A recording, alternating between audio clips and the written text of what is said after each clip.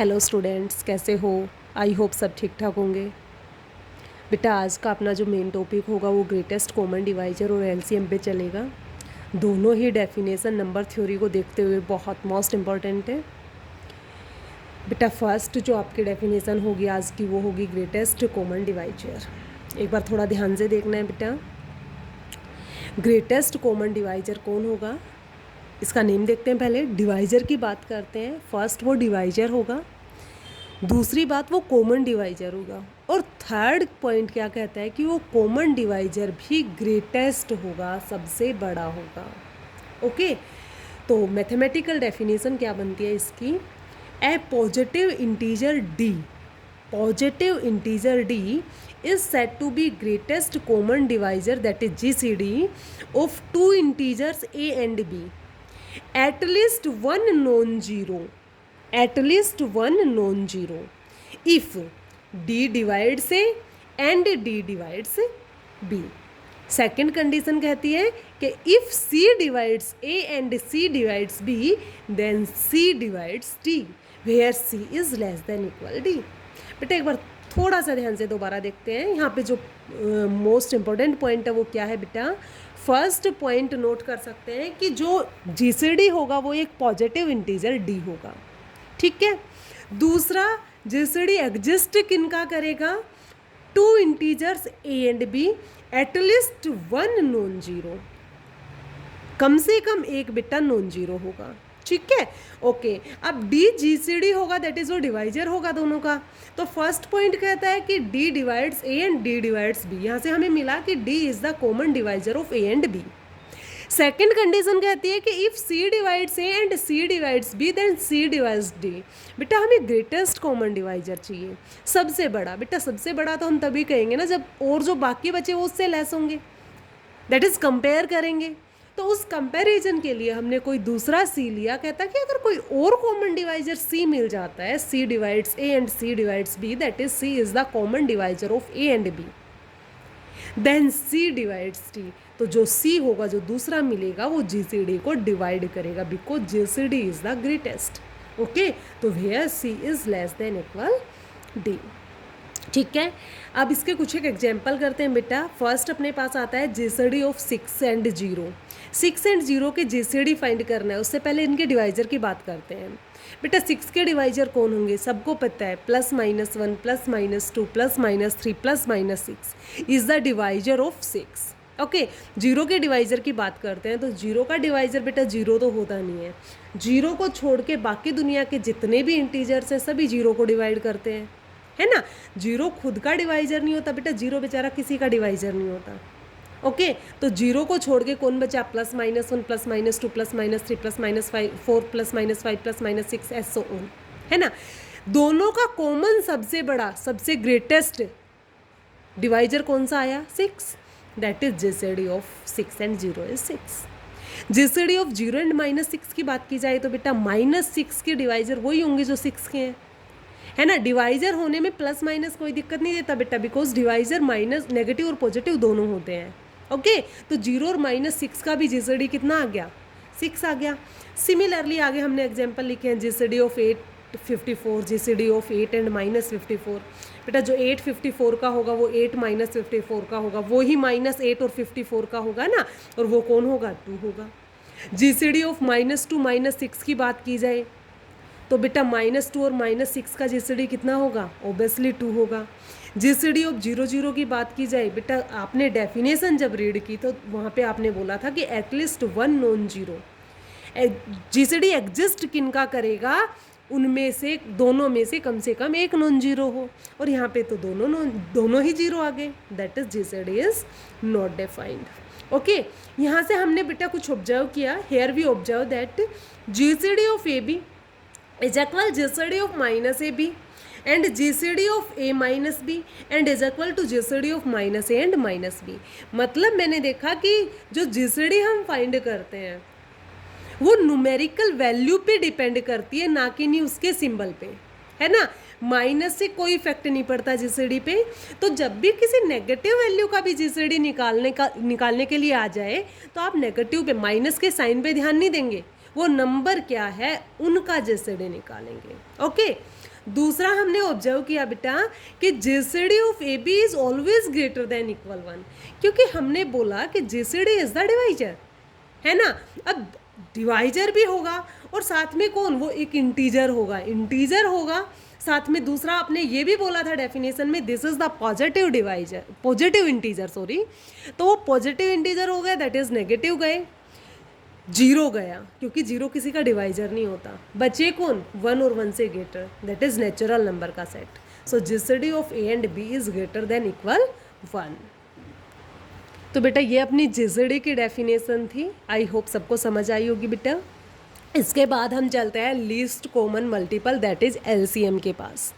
Okay, least common multiple, वो multiple जो common हो साथ में लीस्ट हो, जो कि ओके चेक करते हैं बेटा क्या होगा लीस्ट कॉमन मल्टीपल।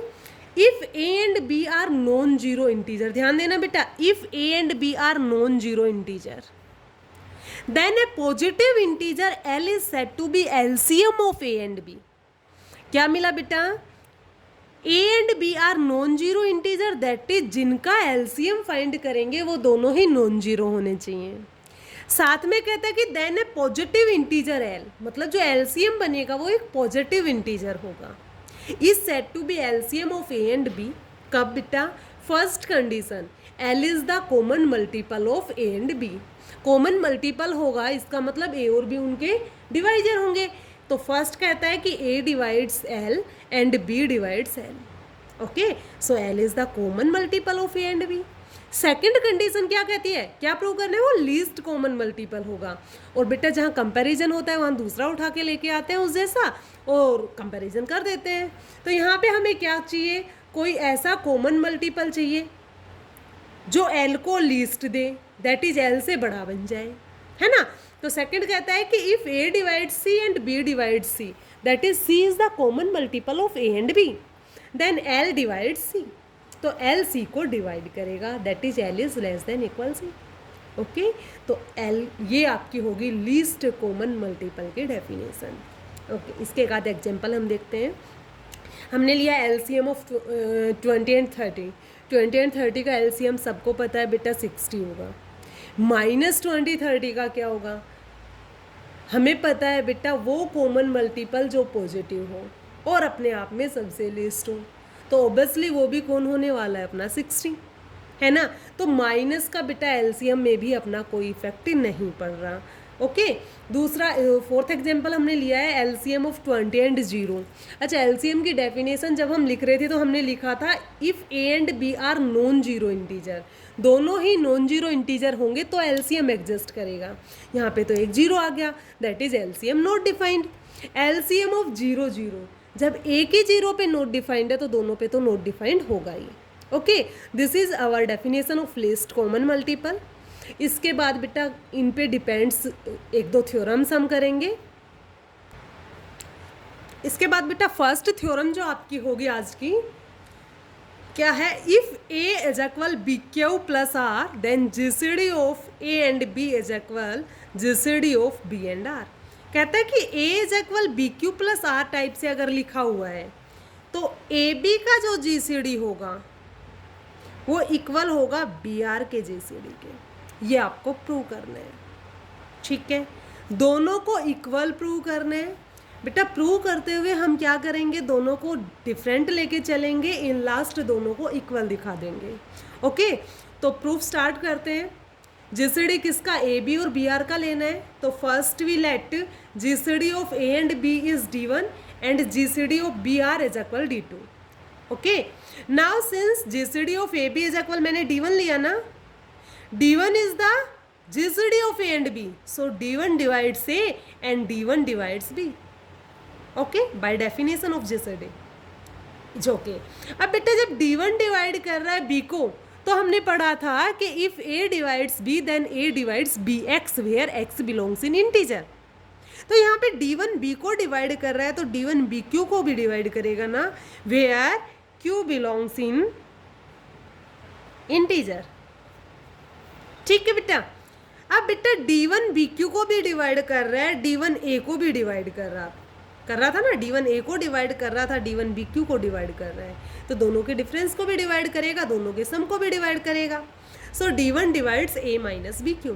बेटा A माइनस बी क्यू हमने क्यों लिया, क्योंकि जो अपने पास रिलेशन गिवन था उसमें A माइनस बी क्यू की वैल्यू R आ रही है ना, तो that is D1 A minus B Q को डिवाइड करने का मतलब D1 डिवाइड्स R, मतलब D1 जो है वो R को डिवाइड करेगा। अब बेटा यहाँ से हमें सबको दिख रहा है कि D1 R को भी डिवाइड कर रहा है, D1 B को भी डिवाइड कर रहा है, इसका मतलब तो D1 R और B का कॉमन डिवाइजर हो गया बेटा, सॉरी कॉमन डिवाइजर हो गया, है ना, जबकि B और R का ग्रेटेस्ट कॉमन डिवाइजर तो D2 था। तो डेफिनेशन क्या कहती थी कि अगर कोई दूसरा डिवाइजर मिलता है, अगर कोई दूसरा कॉमन डिवाइजर मिलता है बेटा, तो वो जीसीडी को डिवाइड करेगा। डेफिनेशन का जो सेकंड पॉइंट था बेटा वो यही था, है ना। तो here D1 divides R and also D1 divides B, so D1 is the common divisor of R and B, hence D1 divides D2, और इसको हमने इक्वेशन फर्स्ट नेम दे दिया। Similarly now given D2 is the GCD of BR, ये चीज हम लेके चले थे, और D2 जब BR का जीसीडी है इसका मतलब D2 B को भी डिवाइड करेगा, D2 R को भी डिवाइड करेगा। अब D2 जब B को डिवाइड कर रहा है तो D2 BQ को भी डिवाइड करेगा, है ना, पीछे थ्योरम आई थी। अब D2 BQ को डिवाइड कर रहा है, D2 ही R को डिवाइड कर रहा है, तो D2 BQ प्लस R मतलब दोनों के सम को भी डिवाइड करेगा, ऑब्वियसली करेगा। और बेटा A इज इक्वल तो BQ प्लस R था, मतलब BQ प्लस R की वैल्यू तो एक्चुअल में A थी, तो D2 BQ प्लस R को डिवाइड कर रहा है, that is D2 divides A, है ना। अब देखो D2 A को डिवाइड कर रहा है, D2 B को डिवाइड कर रहा है, इसका मतलब तो D2 is the common divisor of A and B, है ना, D2 is the common divisor of A and B, और A और B का जो GCD था, ग्रेटेस्ट कॉमन डिवाइजर था, वो था D1। इसका मतलब अगर कोई डेफिनेशन क्या कहती है GCD की, कोई दूसरा कॉमन डिवाइजर मिलेगा तो वो GCD को डिवाइड करेगा, hence D2 divides D1। Okay, इसको हमने नेम दे दिया सेकेंड इक्वेशन। अब बेटा फर्स्ट कहती है D1 D2 को डिवाइड कर रहा है, सेकेंड कहती है D2 डिवाइड्स D1, दोनों एक दूसरे को डिवाइड कर रहे हैं, इसका मतलब वो दोनों नंबर आपस में कैसे होंगे, न्यूमेरिकल वैल्यू सेम होगी दोनों की। बट यहाँ पे गिवन है कि D1 D2 is the GCD and GCD is always positive, तो इसका मतलब न्यूमेरिकल वैल्यू इक्वल होने के साथ साथ बेटा उनकी मैग्नीट्यूड वैल्यू भी सेम है ना। सो क्या आ गया अपने पास, यहाँ पे D1 D2 को डिवाइड कर रहा है, D2 D1 को डिवाइड कर रहा है, तो ये क्या देगा, D1 is equal D2। D1 कौन था, GCD ऑफ AB, D2 कौन था, GCD ऑफ BR, तो hence GCD of AB is equal GCD of BR। This is our theorem. आज एक एल्गोरिथम और करेंगे बेटा, डिवीजन एल्गोरिथम। करनी तो ये हमें GCD और LCM से पहले चाहिए थी, बट GCD और LCM पे मेन कंसंट्रेशन रखने के लिए मैंने पहले उनको करवाया, अभी हम डिवीजन एल्गोरिथम कर लेते हैं। क्या है डिवीजन एल्गोरिथम बेटा, for any two integers A and B where B is greater than 0 there exist unique. बेटा ये जो सिंबल है ये देयर एग्जिस्ट का था, और इसके साथ ये जो सिंबल आता है ये यूनिकनेस का होता है, ठीक है। तो क्या कहता है, there exist unique numbers Q and R such that, तो ये किसका सिंबल हो गया, there exist unique, okay, numbers Q and R such that A is equal BQ plus R where R lies between 0 and B, B से always less होगा बेटा, G से greater और equal हो सकता है, ओके। Q and R जो होते हैं बेटा इनको हम क्वोशेंट एंड रिमाइंडर बोलते हैं। छोटे क्लासेस में आपने पढ़ा होगा बेटा, जब आप डिवाइड करते थे तो कैसे लिखते थे, इस टाइप से लिखा होता था कि A को B से या B को A से, जिससे भी आप डिवाइड कर रहे हो, तो यहाँ पे अपने पास कोई क्वोशेंट आता था, नीचे अपना रिमाइंडर बचता था, है ना, और इसको हम लिख पाते थे बेटा dividend is equal divisor into quotient plus remainder, ठीक है, वही तो सेम चीज़ है, dividend is equal divisor into quotient plus remainder, okay. तो यही आपके डिवीजन एल्गोरिथम है, कहता है कि इफ़ या for any two integers A and B, साथ में एक कंडीशन लिखी है छोटी सी, B is greater than 0। Okay, A पे कोई रेस्ट्रिक्शंस नहीं है, बी जो है वो पॉजिटिव होगा, ग्रेटर देन 0 होगा। Then there exist unique number, there exist unique numbers Q and R such that A is equal BQ plus R, where R जो है बेटा A is equal BQ plus R में तो लिख देंगे, but R जो है वो क्या होगा, B से लेस एंड 0 से ग्रेटर देन इक्वल। ठीक है, Q और R दोनों के बारे में आपको पता है, Q आपका क्वेसेंट होगा, R आपका रिमाइंडर होगा। Okay, this is our division algorithm. बेटा यहाँ पे आपके पास दो इंटीजर गिवन है A और B। अब दोनों के लिए सिर्फ दो ही पॉसिबिलिटी हो सकती है भाई, या तो A B को डिवाइड करेगा या B को डिवाइड नहीं करेगा। डिवाइड करना मीन्स परफेक्टली डिवाइड होना, दैट इज रिमाइंडर 0 होना, या फिर बोल दो A is the multiple of B, sorry A is the multiple of B। Okay, दोनों में से कुछ एक ही काम होगा, या तो वो डिवाइड करेंगे या नहीं करेंगे, है ना। ओके, नाउ केस फर्स्ट हमने लिया कि A is the multiple of B, दूसरा हम लेंगे A is not a multiple of B। ठीक है, केस फर्स्ट कहता है कि A is a multiple of B, multiple of B होना इसका मतलब A इज इक्वल होगा B इंटू सम इंटीजर। भाई A is multiple of B, that is B is the divisor of A, और divisor की डेफिनेशन कहती तो थी then there exist A number C की बजाय यहाँ क्यों लिख दिया, belongs in integer such that A is equal BQ। ठीक है, अब A इज इक्वल BQ आ गया।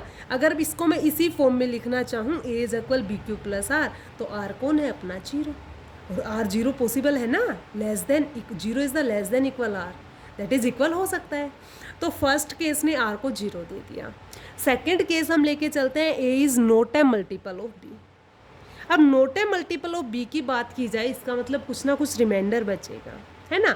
ओके, वो दूसरी बात है बेटा। अब पहली बात, अब हम बात करते हैं कि A is not a multiple of B, that is वो परफेक्ट उसका मल्टीपल तो नहीं होगा, बट उसके किसी दो मल्टीपल के बीच में तो लाई करेगा, है ना भाई, किसी ना किसी दो मल्टीपल के बीच में ही लाई करेगा, या तो मल्टीपल होगा या किसी दो मल्टीपल के बीच में लाई करेगा। कोई भी एग्जाम्पल लेके देख लीजिए। मान लो आपके पास कोई एग्जाम्पल हमने लिया बेटा A इज इक्वल मान लो 17 ले दिया, B इज इक्वल मान लो 5 ले दिया, है ना। हमने देखा कि जो 17 है वो 5 का मल्टीपल तो नहीं है, बट जो A है बेटा वो B के दो कॉन्जुगेटिव मल्टीपल के बीच में ज़रूर लाई कर रहे हैं। कैसे बेटा, जो A है वो 3 टाइम B से तो ग्रेटर देन है, बट 4 टाइम B से लेस है, तो कॉन्जुगेटिव मल्टीपल है ना बेटा, 3 के बाद 4, है ना।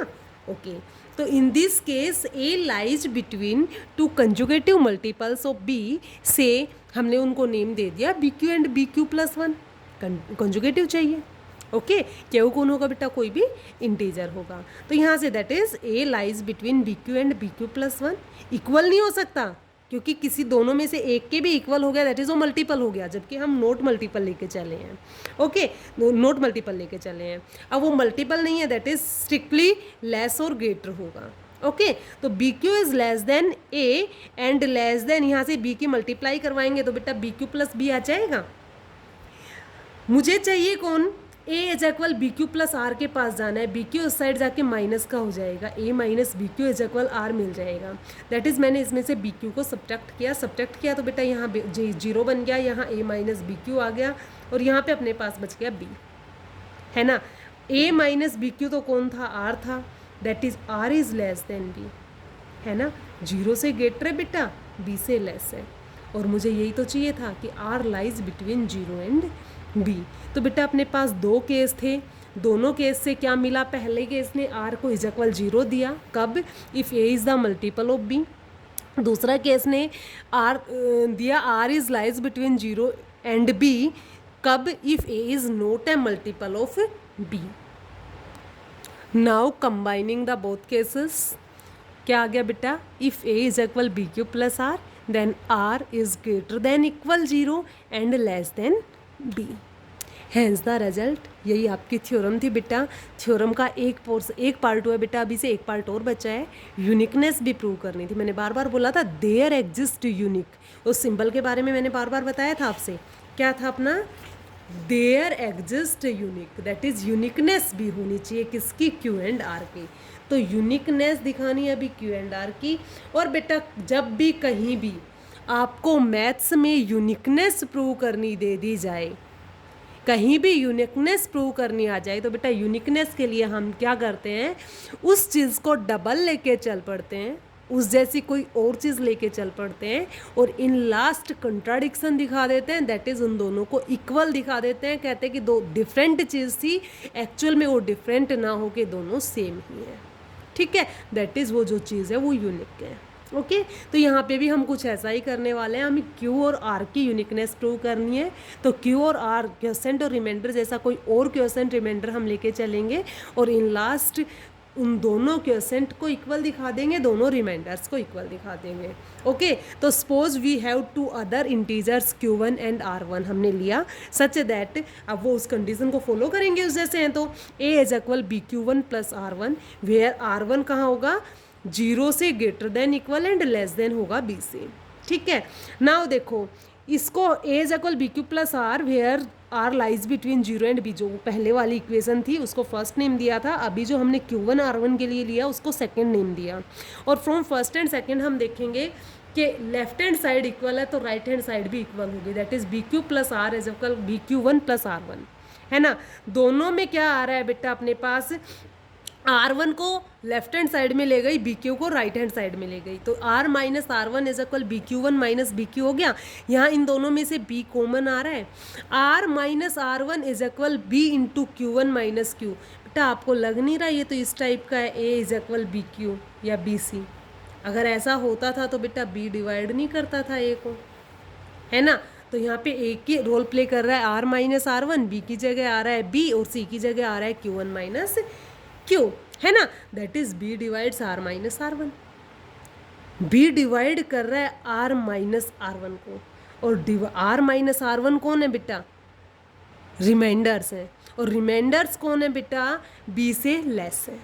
ठीक है, ओके अब R माइनस R1, बेटा R और R1 में से कोई भी छोटा बड़ा हो सकता है, दैट इज़ मैंने इन दोनों का मैग्नीट्यूड लिया, और जब ये डिवाइड मैग्नीट्यूड है दैट इज पॉजिटिव वैल्यू है, अगर ये पॉजिटिव वैल्यू है और B उसको डिवाइड कर रहा है, तो 100% ये जो डिवाइड करने वाला जो होगा B जो होगा वो डिवाइड होगा R माइनस R1 के मॉडुलस से। ठीक है, ऑल्सो कहता है कि R भी लेस था B से, R1 भी लेस था B से, तो दोनों का डिफरेंस तो और भी लेस होगा, that is R minus R1 का जो मैग्नीट्यूड होगा वो लेस देन होगा B से, है ना। दोनों ही आपस में कंट्राडिक्ट कर गए, एक बार कहता है कि R माइनस R1 जो है वो लेस देन है B से, एक बार कहता है B लेस देन है R माइनस R1 से। तो एक थ्योरम आई थी कि अगर कोई पॉजिटिव वैल्यू डिवाइड हो रही है अपने से बड़े से, इसका मतलब वो पॉजिटिव क्वांटिटी जो थी, जो नॉन जीरो वैल्यू जो थी वो जीरो होगी, that is R minus R1 कौन होगा बेटा, जीरो।